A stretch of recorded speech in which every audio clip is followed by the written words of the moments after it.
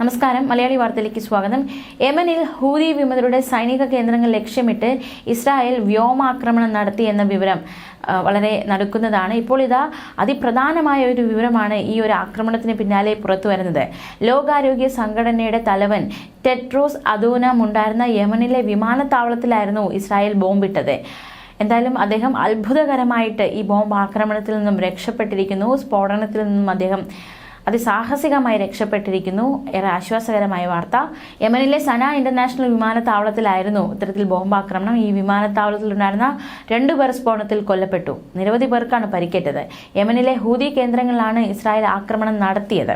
സനയിലെ വിമാനത്താവളത്തിന്റെ റൺവേക്ക് സമീപമാണ് അൽ ദൈലാമി സൈനിക താവളം സ്ഥിതി ചെയ്യുന്നത്. തുറമുഖ നഗരമായ ഹുദൈദയിലെ വൈദ്യുത നിലയത്തിന് നേർക്കും ആക്രമണം നടന്നു.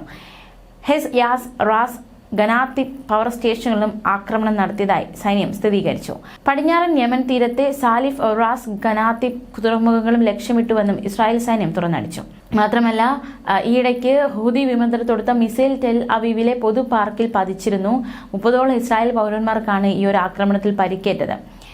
2023 ഒക്ടോബറിൽ ഗാസയിൽ പോരാട്ടം തുടങ്ങിയിരുന്നു. അന്ന് മുതൽ ഇന്ന് വരെ ഹൂതി വിമതർ ഹമാസ് ഭീകരരെ സഹായിക്കാനായി മിസൈലും ഡ്രോണുകളും ഉപയോഗിച്ച് ഇസ്രായേലിന് നേരെ ആക്രമണം നടത്തുകയാണ് എന്ന കുറ്റപ്പെടുത്തൽ ഇസ്രായേൽ നടത്തുന്നുണ്ട്.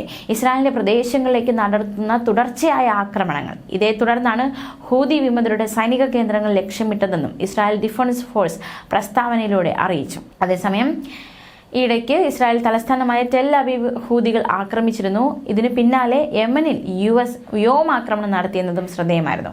യമൻ തലസ്ഥാനമായ സനായിലെ ഒരു മിസൈൽ വെയർ ഹൗസിന് നേരെയും കമാൻഡ് സെന്ററിന് നേരെയുമായിരുന്നു ആക്രമണം നടത്തിയതെന്ന് US സെൻട്രൽ കമാൻഡ് പ്രസ്താവനയിലൂടെ അറിയിച്ചു.